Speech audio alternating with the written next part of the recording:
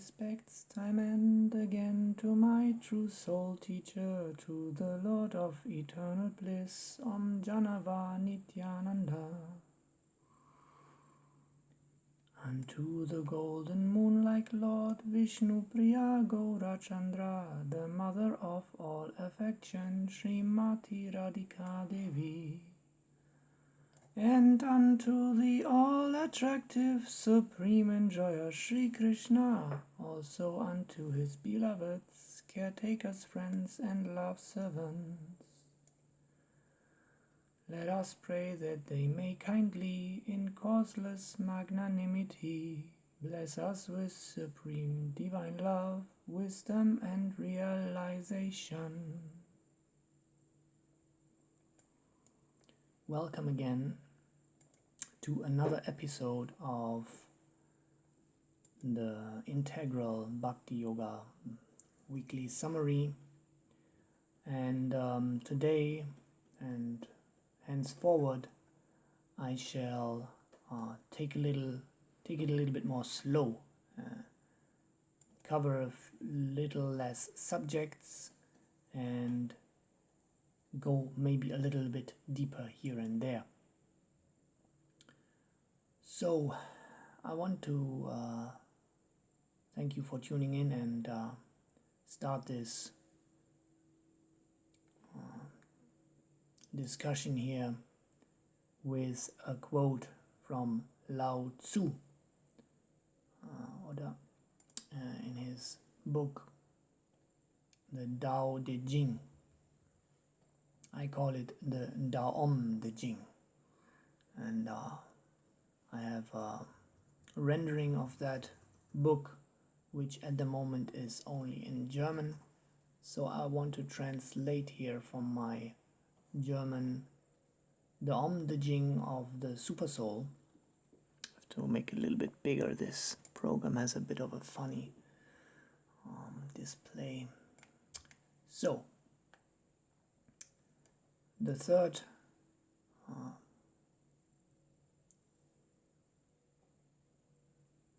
the 30th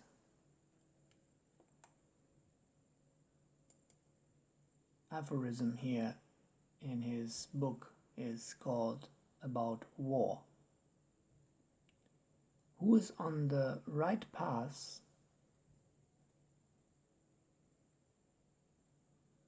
and counseling the ruler is against use of weapon force. To go among the weapons means to drown, and behind the armies thistles and thorns grow. Huge armies bring great poverty. Therefore, reach your goal, that's enough. Don't trust the weapons. Reach your goal without pride, without showing off, without vanity, just out of necessity. But be aware of violence, because after the victory comes the decline, and without the right path or the proper path,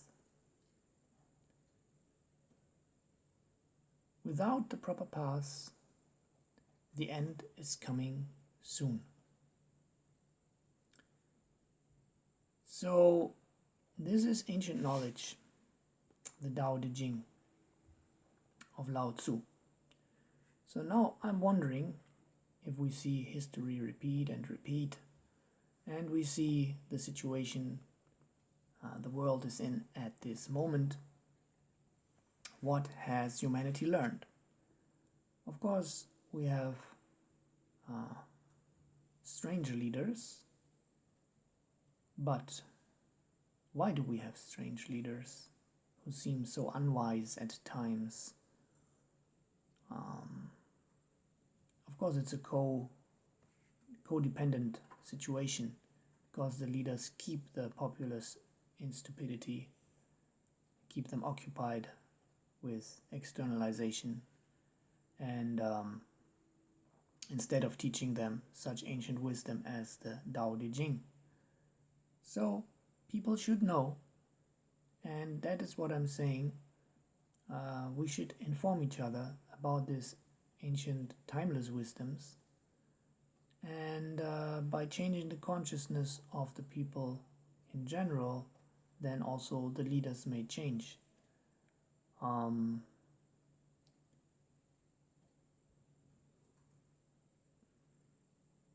And we can hope for a leader who again in turn will create an informed, self-responsible citizen. So that was just a few words concerning the situation as it is developing now. The search results for World War III were higher, having their highest peak in history. So let's hope that the saints and all those who live a non-violent life and chant the holy names of the Lord, etc., will purify the negative karma enough so that we can avoid such a disaster on earth. The thing being here, which I have mentioned previously also, never underestimate the global karma. And of course each of us can affect it by strictly living non-violently in all aspects of life, but especially nutrition, the vegetarian or vegan food supply. And I've discussed it previously, and I think I will also touch again on that point in this video. Also in this connection, I can recommend my post from last week, in which I also included a link to a PDF about the Bible, how it was misquoted, falsely translated, etc., and how actually vegetarianism is very much advocated there, and also how Jesus was a vegetarian. So let's come to a little bit of a more positive subject matter. Many of you already know the Srimad Bhagavatam, the Bhagavad Purana, the spotless Purana of the ancient Vedic texts. There we have the 10th canto, 32nd chapter, verse 16 and following verses. I will only briefly touch on that. The gopi said, "Some people reciprocate the affection only of those who are affectionate toward them, while others show affection even to those who are indifferent or inimical, and yet others will not show affection toward anyone. Dear Krishna, please properly explain this matter to us." Though this verse has a very deep transcendental meaning, I, for the subject here, for the situation here, want to discuss only the very external meaning. So there are three types of people, roughly speaking. Some people, they reciprocate when affection is shown to them. These people are called merchants. Then there is the second group. They show affection nevertheless, if people are friendly or inimical or indifferent. These are saintly people. And then there are the third group of people who will not show affection toward anyone, who are in such a illusion about their self and about the nature of their self, that they are so identified with their temporary existence, that they are constantly in alert and in a fighting consciousness. That would be the tamasic or ignorant aspect of the material energy. And the second group, actually the first group mentioned, was those who are merchants. They are actually in the rajasic or passionate category. They want to achieve things, and thereby they consider that, okay, if I reciprocate, or even also in a positive way, if I will give some affection to someone, then I can gain something from them. And then you have the third group, which is the sattvic, or what's the English word? Purity, virtuous group, who are understanding that for the benefit of all, it's the best to be affectionate to anyone, anyway, whatever. And of course there are mixtures, and this is just as a reference to think about what is your true nature, who you are in truth, and where you are now with your identification, and where you want to go. So if you want to know more about it, and also of course the first subject matter about war, which is of course related, as everything is interrelated, then I'm looking forward to your comments, questions, and discussion. So then I want to go to the next subject. Subject number 3 is based on also of course the Vedic teachings. It's about the suffering that comes from unfulfilled desires. So I will translate that from German, please bear with me. I am suffering from the unfulfillment of my own desires. And that is even more so astonishing, because every unfulfilled desire is actually supposing that it will lead me out of suffering when it is fulfilled. It says, oh, just reach me, get this goal, get this going, and etc. And when you got that, then you will be fulfilled. Astonishingly, however, this is not happening. At least not in a complete and lasting way. So there is some short satisfaction, and then because it is not a lasting satisfaction, it is up to me and my consequence to give up that desire. And the alternative, to keep it alive artificially,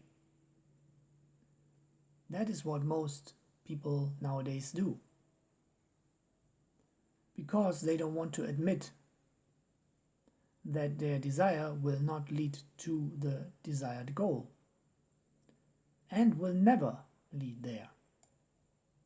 This is the whole game that most of us are entangled in, more or less, including myself. One is not willing to accept the fact that in the letting go of the desire there is more happiness than in its fulfillment. So these are some thoughts inspired by Sri Krishna Chandra Prabhu from Switzerland. The webpage radhe.ch I can highly recommend. And I'm looking forward to your thoughts, comments, etc. on the subject. So let us go ahead to subject number 4.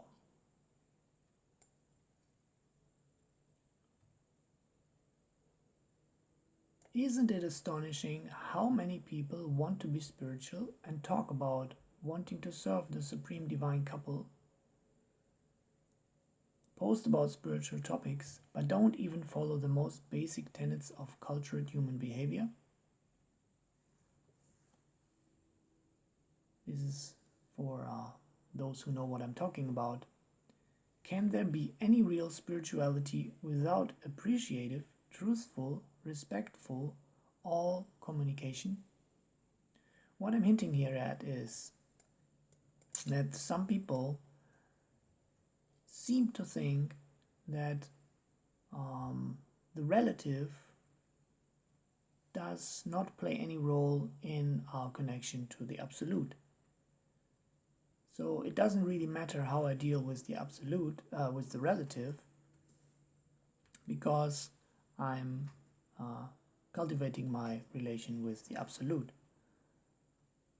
thereby forgetting that the relative is also part of the Absolute, and also forgetting that this relative position we are in is holding some lessons for us, that when we have learned them, we are getting the qualification to move one level closer to the Absolute dimension, the Absolute Truth, the Absolute Love, whatever you want to call it.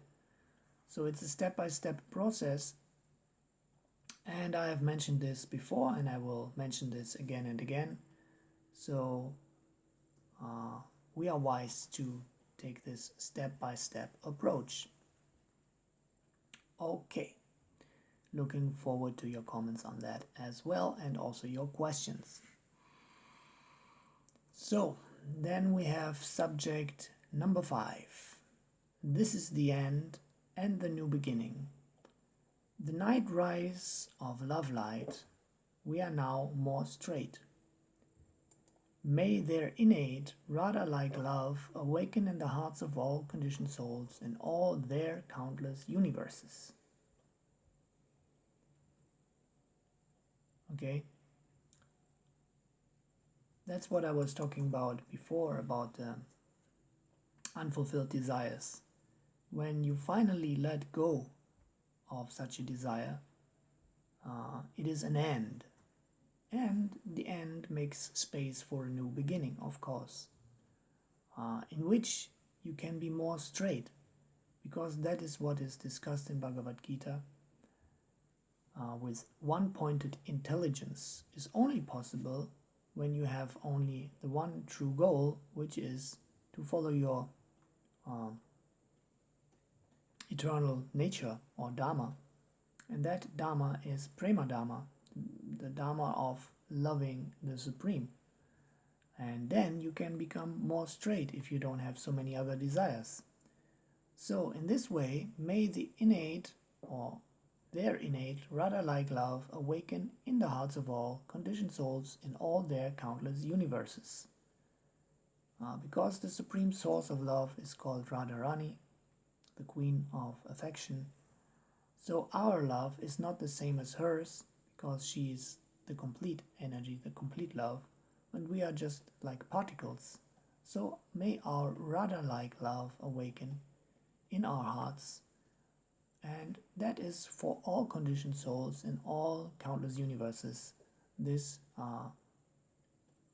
is a very healthy approach towards all the living beings on the planet, or all the conditioned souls in all the universes.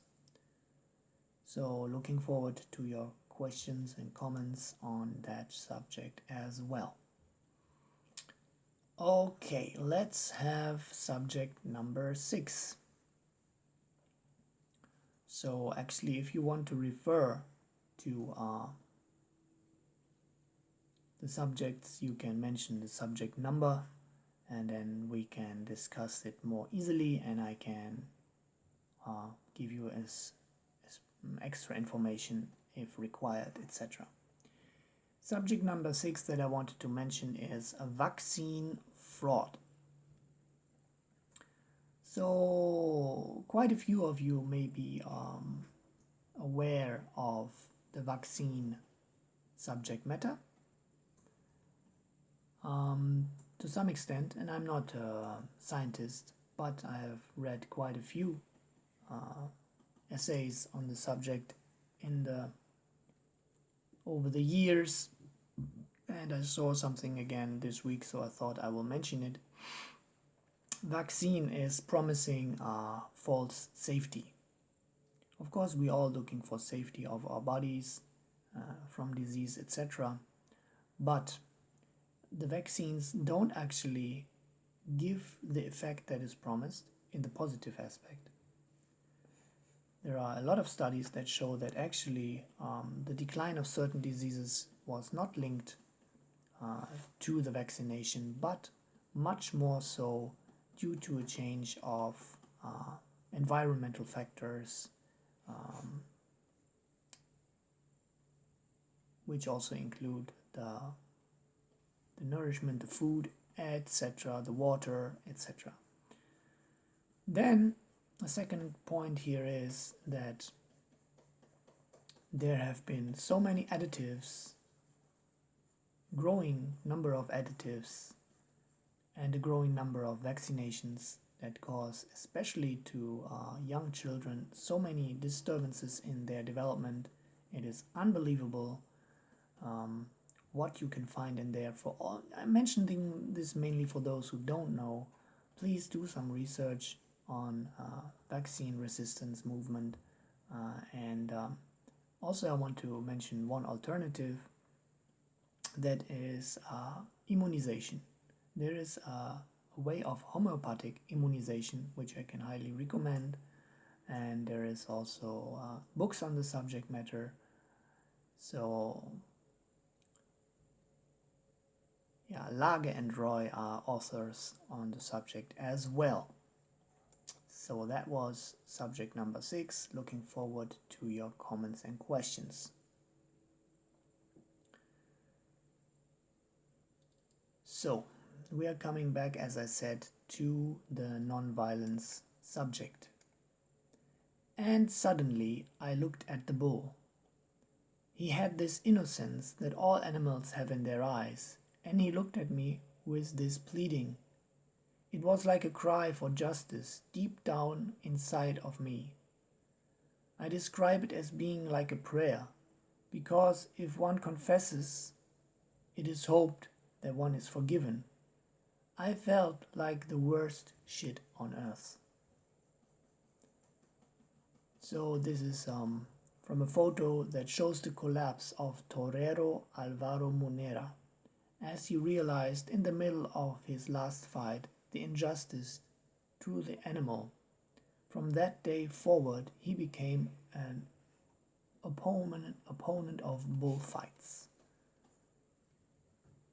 You see, all the violence that is committed against animals on a daily basis. I mean, if you look at the numbers, how many animals are killed every day and how they are treated, etc. If you look at the documentaries, I mean, it's horrible.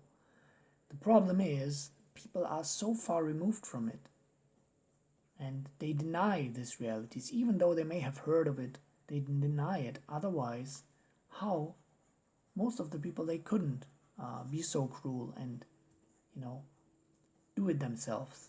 But they get it nicely packed, maybe even already marinated and coated, so you don't even, have to think where it comes from.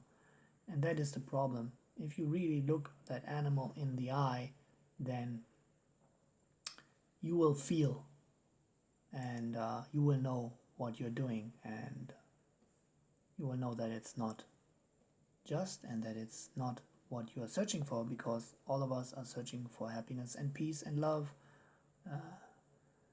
if we truly look inside. So there's also a video I did many years ago about how I started why I became a vegetarian. That video is from, I did it a little bit later, but that happened in 1998. The video is a few years old. I think it's on my channel as well if you type in the search. So also, I'm thinking to limit the videos to half an hour, length, so we have maybe 1 or 2 more subjects. Looking forward, of course, to your comments on the previous number 7 before we go to number 8, and that is especially for the German viewers, a song that I like to recommend, an old song that came along across my path these days, and it's from Thomas D, and it's called Gebet an den Planet, meaning a prayer to the planet. Very good lyrics, so I can highly recommend that. So also this week, let me quickly search the picture. Why I don't have it open at all. There was the holy day of Abhiram Das Thakur. So Abhiram, yeah.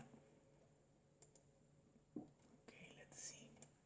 Of course, there is also another saying there that I will share with you after that. So Abhiram Thakur was one of the most vigorous preachers among the associates of Lord Nityananda Prabhu, in the mood of a cowherd boy. Sri Abhiram Thakur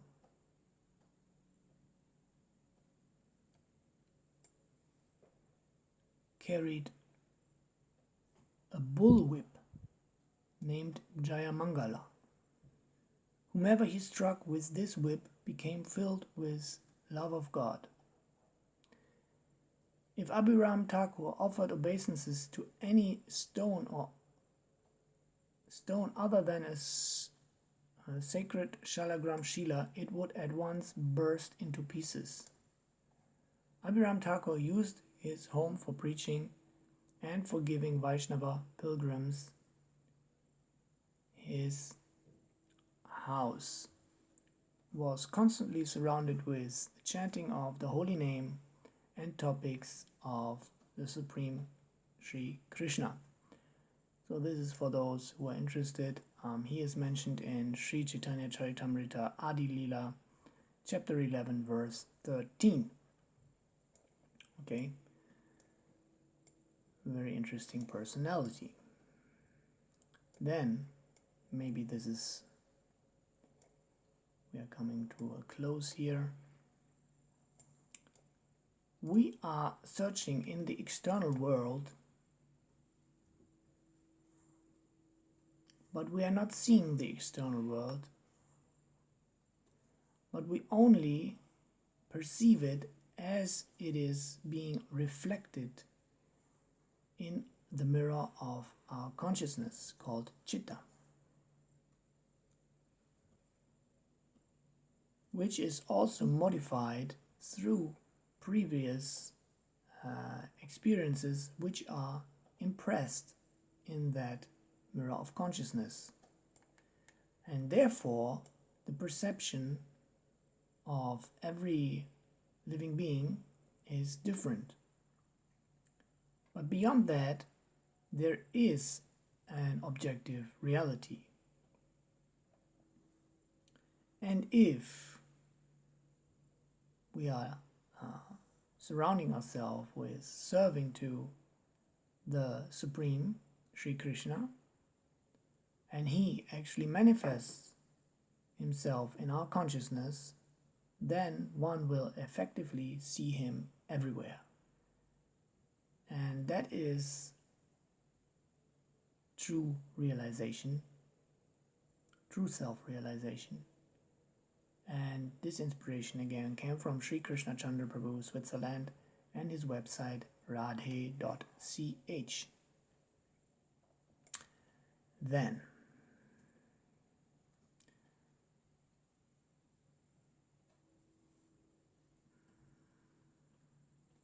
okay, I think this is a good point to stop. And it was subject matter number 9. And I want to thank you very much for tuning in. Looking forward to your questions and comments. And I would like to request you, if you found this information inspirational, valuable, etc., please, for the benefit of all, share it as much as you can. And also in the link below you will find a blog post and also a link to make support available through a payment of PayPal donation. And if you have any questions or you need any personal coaching on any of the subject matters, you are welcome to contact me, as well as for workshops or any material to teach yourself about the subjects. So thank you very much. May the Om Love be with you. Jai Radhe Shyam.